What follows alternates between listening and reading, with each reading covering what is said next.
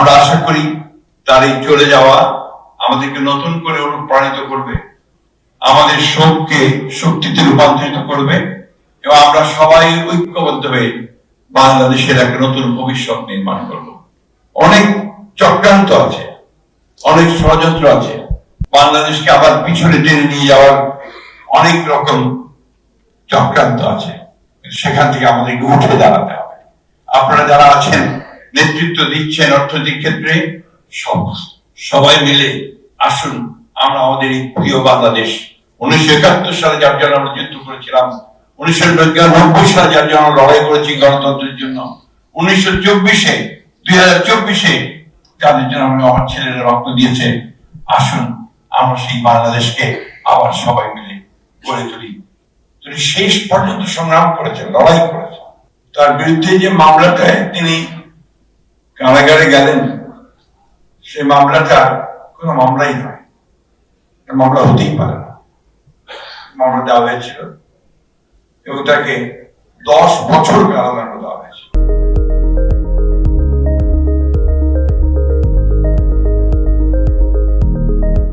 শুনে অবাক হবেন, ট্রাইং জাজ তাকে 5 বছরের সাজা দিয়েছিল, হাইকোর্ট তাকে 10 বছরের সাজা করা হয়েছিল।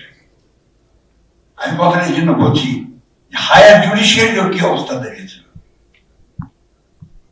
সবাই যেন দুষ্ট করতে পারলেই খুশি হয়। দেশনেত্রী আমাদের কাছে একটা আইকন। তিনি বাংলা, আমরা যারা গণতন্ত্রে বিশ্বাস করি তাদের কাছে সত্যিকার অর্থে তিনি একজন আইকন।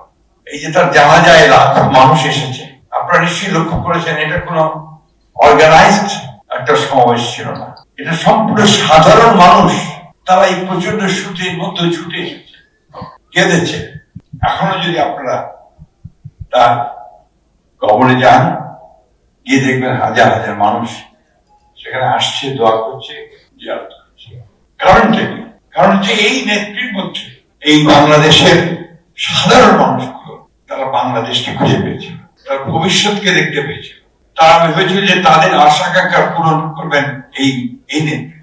আমাদের অনেক সমালোচনা হয় বিএনপি, নিঃসন্দেহে অধিক পরে রাজনৈতিক দল সমালোচনা হবে, অনেক কাজ ভুল ত্রুটি সবকিছু নিয়ে হয়।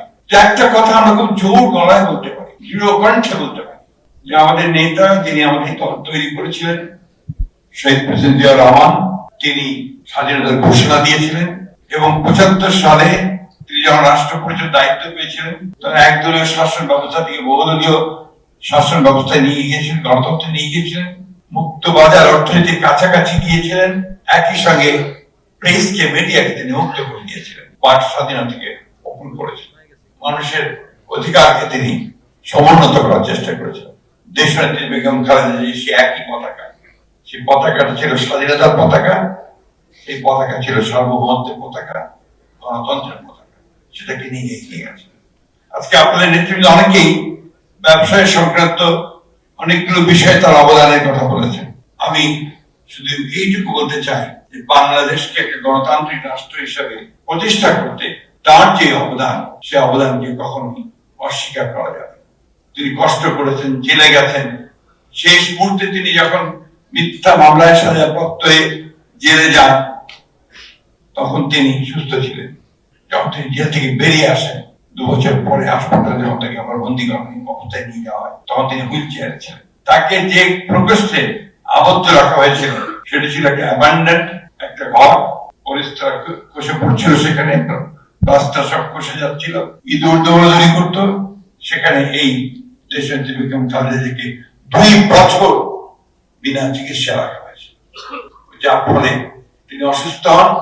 সে অসুস্থই আজকে থেকে এই পরিণতিতে